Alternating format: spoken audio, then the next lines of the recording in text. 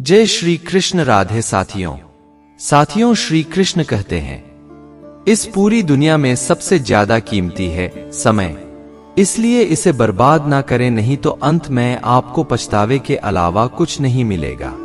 नमस्कार साथियों, राधे राधे। स्वागत है आपका राधा ज्ञान गंगा चैनल की इस नई वीडियो में, जिसका नाम है भगवद गीता की सीख। और आज हम जानेंगे कि श्रीमद् भगवद गीता के छठे अध्याय से क्या सीखा जा सकता है। इस वीडियो में बात करेंगे छठे अध्याय की। बहुत ही सरल भाषा और आसान से शब्दों में श्रीमद् भगवद गीता के 5वें अध्याय में हमने जाना कि भगवत प्राप्ति के लिए सर्वोत्तम मार्ग कौन सा है, अपने लक्ष्य को कैसे प्राप्त किया जाता है और किस तरह से हमारा शरीर हमको आलस में बांधने की कोशिश करता है। भगवत गीता के छठे अध्याय में हम जानेंगे कि एक योगी क्या होता है और योगी कैसे बनते हैं। अर्थात आज के युग के अनुसार बात करें तो योगी का मतलब वह इंसान है जो अपने जीवन में कुछ अच्छा और बड़ा करना चाहता है।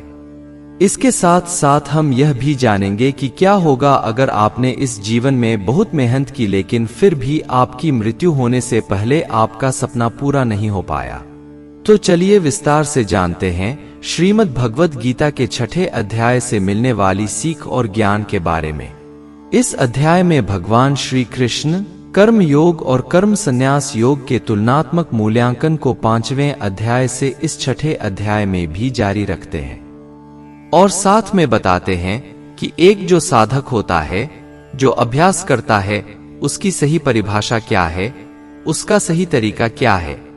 इस अध्याय में कृष्ण भगवान बताते हैं कि जब हम समर्पण और भक्ति के साथ कार्य करते हैं, तब इससे हमारा मन शुद्ध हो जाता है और हमारी आध्यात्मिक अनुभूति गहन हो जाती है। फिर जब मन शांत हो जाता है, तब साधना व्यक्ति के उत्थान का मुख्य साधन बन जाती है।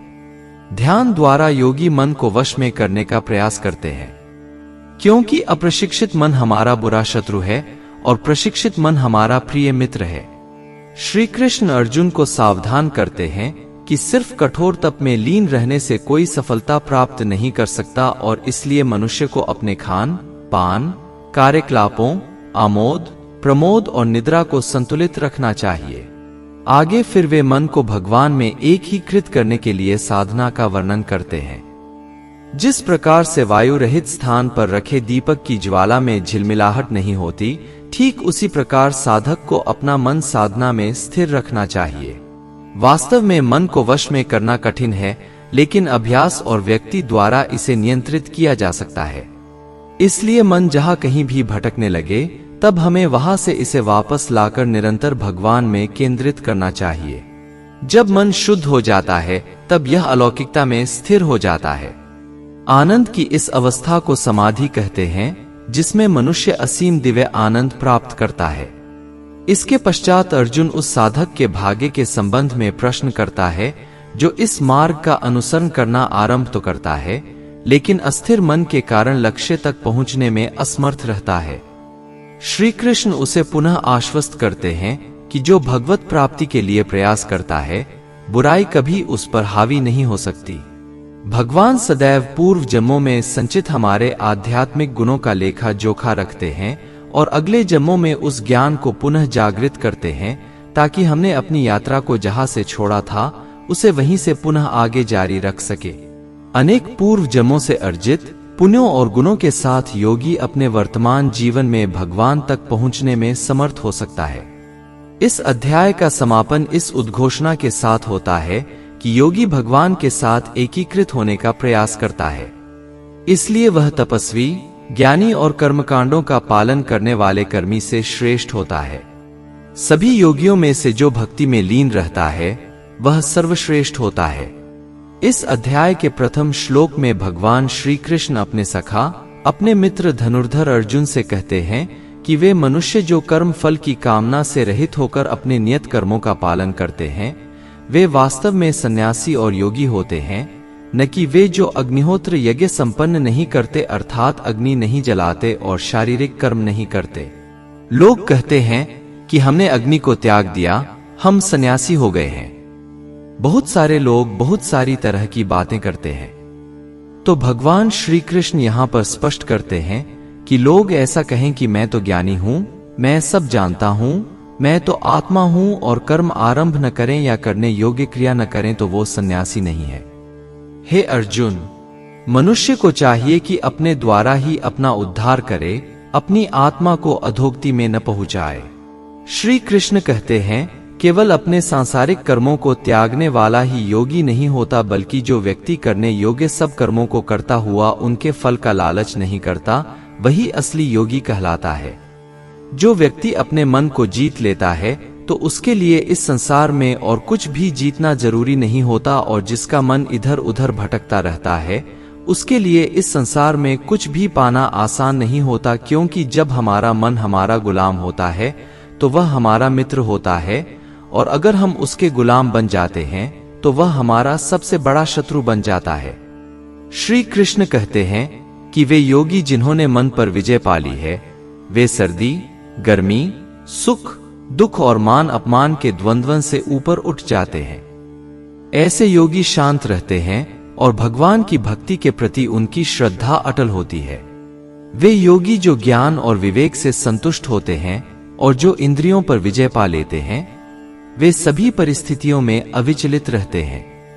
वे धूल, पत्थर और सोने को एक समान देखते हैं। योगी पुरुष शुभचिंतकों, मित्रों, शत्रुओं, पुण्यात्माओं और पापियों को निष्पक्ष होकर समान भाव से देखते हैं। इस प्रकार जो योगी मित्र सहयोगी शत्रु को समदृष्टि से देखते हैं और शत्रुओं एवं सगे संबंधियों के प्रति तटस्थ रहते हैं तथा पुण्यात्माओं और पापियों के बीच निष्पक्ष रहते हैं, वे मनुष्यों के मध्य विशिष्ट माने जाते हैं। अर्थात जो व्यक्ति संसार के किसी भी विचार, वासना या वस्तु से मोहित नहीं होता और जो मित्र, दुश्मन, महात्मा, पापी, जीव, जंतु आदि के प्रति समान दया भाव रखता है, वही योगी की असली निशानी होती है। हे अर्जुन, जब इस तरह का योगी भाव आने लगे तो बिना किसी आशा के, बिना किसी भय के अपने मन को मित्र बनाकर मेरा ध्यान करना चाहिए। आगे श्री कृष्ण कहते हैं कि हे अर्जुन, जो लोग बहुत अधिक भोजन ग्रहण करते हैं या अल्प भोजन ग्रहण करते हैं, बहुत अधिक या कम नींद लेते हैं, वे योग में सफल नहीं हो सकत। लेकिन जो अपने आहार और आमोद प्रमोद को संयमित रखते हैं, कर्म को संतुलित रखते हैं और निद्रा पर नियंत्रण रखते हैं, वे योग का अभ्यास कर अपने दुखों को कम कर सकते हैं। अर्थात ऐसे योगी नींद और भोजन भी उतना ही करता है जितना आवश्यक हो। ऐसा योगी ठीक उसी तरह से अपने वचन पर स्थिर रहता है जैसे पूरी तरह रुकी हुई हवा में दीपक की लौ होती है। जब भी उसका मन भटके तब उसको उस इच्छा को वश में करके फिर से मन को केंद्रित करना चाहिए, और इस प्रकार जब योगी संपूर्ण ज्ञान की अवस्था में आ जाता है तो बड़े से बड़ा दुख भी उसको उसके स्थान से नीचे नहीं गिरा सकता। सच्चा योगी अपनी चेतना को भगवान के साथ एकीकृत कर समान दृष्टि से सभी जीवों में भगवान और भगवान को सभी जीवों में देखता है। वे जो मुझे सर्वत्र और प्रत्येक वस्तु में देखते हैं, मैं उनके लिए कभी अदृश्य नहीं होता और वे मेरे लिए अदृश्य नहीं होता।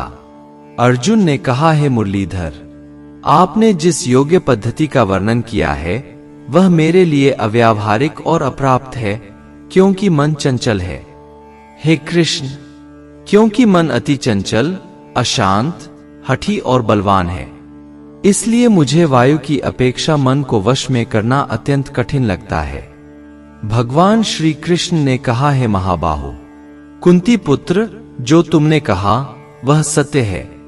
मन को नियंत्रित करना वास्तव में कठिन है, लेकिन यह भी जान लो कि बार बार योगाभ्यास और आत्मविश्वास से असंभव को संभव बनाया जा सकता है।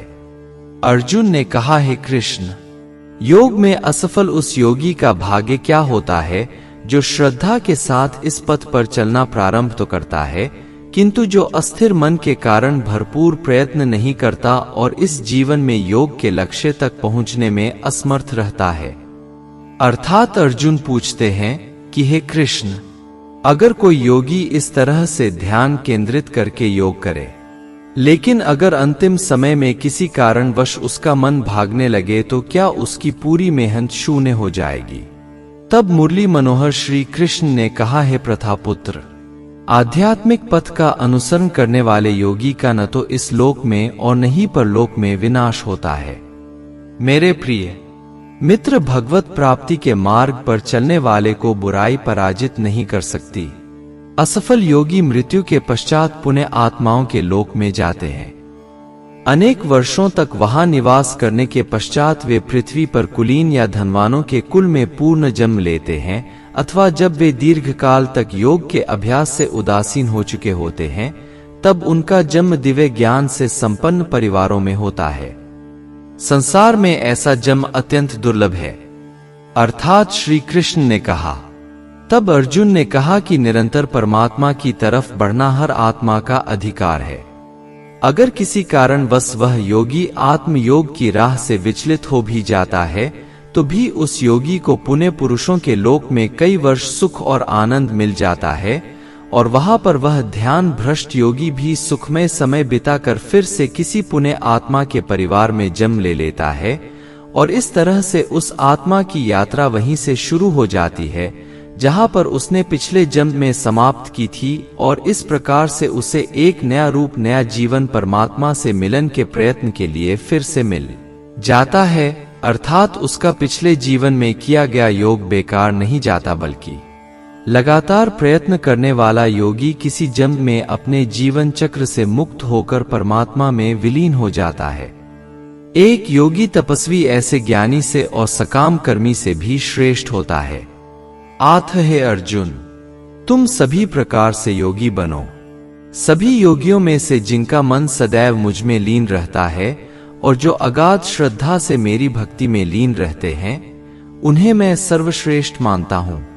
तो साथियों, श्रीमद् भगवद गीता के इस 6ठे अध्याय से यह सीखने को मिलता है कि हर वह इंसान जिसकी आंखों में कुछ बड़ा करने का सपना होता है, उसको अर्जुन की तरह ही एक योगी बनना चाहिए। योगी वह इंसान है जो पूरी तरह से अपनी भावनाओं या इमोशंस को संतुलित रखता है, जो हमेशा अपने लक्ष्य को पूरा करने के लिए मेहनत करता है। लेकिन दोस्तों, जिंदगी का किसी को पता नहीं होता। अब प्रश्न यह उत्पन्न होता है कि यदि कोई इंसान उसके सपने पूरे होने से पहले ही मर जाए, तो उसकी तो मेहनत किसी काम की न रही और सपने सपने ही रह गए। परंतु यहाँ पर एक बहुत ही रहस्यमयी बात भगवान श्री कृष्ण ने इस अध्याय में यह बताई है कि अगर आप मेहनत कर रहे हो और आपने बहुत अनुभव प्राप्त कर लिया है, बहुत नॉलेज हासिल कर ली है, लेकिन फिर भी आपको मंजिल नहीं मिली और किसी कारण की वजह से परमात्मा न करे ऐसा हो पर आपकी मृत्यु हो जाती है, या अपने सपनों के लिए मेहनत करते करते बूढ़े होकर मर जाते हैं, तो इस परिस्थिति में चाहे आपको जीते जी फल मिले या न मिले, लेकिन मरने के बाद में आपको स्वर्ग में अपने कर्मों के अनुसार पूरा सुख मिलेगा। और जब आपके अच्छे कर्मों का बैलेंस खत्म हो जाएगा, तो आप फिर से धरती पर जन्म लेकर आओगे और अपने पिछले जन्म के पुण्य कर्मों के आधार पर आप ऐसे वातावरण या घर में जन्म लेंगे जिसमें आपको पिछले जन्म के ज्ञान वाला बौद्धिक स्तर स्वतः ही मिल जाएगा, और आपको उसके आगे की मेहनत करने के लिए फिर से एक पूरी नई जिंदगी मिल जाएगी। इस प्रकार ऐसा व्यक्ति और अधिक परिश्रम करके अपने परम लक्ष्य को प्राप्त कर मोक्ष को प्राप्त करता है। साथियों, उम्मीद है आपको श्रीमद् भगवद गीता के 6ठे अध्याय की सरल व्याख्या से बहुत कुछ सीखने को मिला होगा। वीडियो को लाइक करके कमेंट में जय श्री राधे कृष्ण लिखना न भूलें। अगर इस वीडियो में मुझसे कोई भी त्रुटि रह गई हो तो मैं आपका क्षमा प्रार्थी हूं, आप मुझे क्षमा करें। साथियों, मिलते हैं जल्दी ही श्रीमद् भगवद गीता के 7वें अध्याय की आसान और सरल व्याख्या के साथ। तब तक के लिए खुश रहे, मुस्कुराते रहे। जय श्री राधे कृष्ण। नमस्कार दोस्तों, राधे राधे। दोस्तों, अगर आप अपने चैनल राधा ज्ञान गंगा पर पहली बार आए हैं तो इसे सब्सक्राइब जरूर करें और साथ साथ बेल आइकन ऑल पर दबाएं ताकि आपको आने वाली वीडियो की नोटिफिकेशन मिल सके।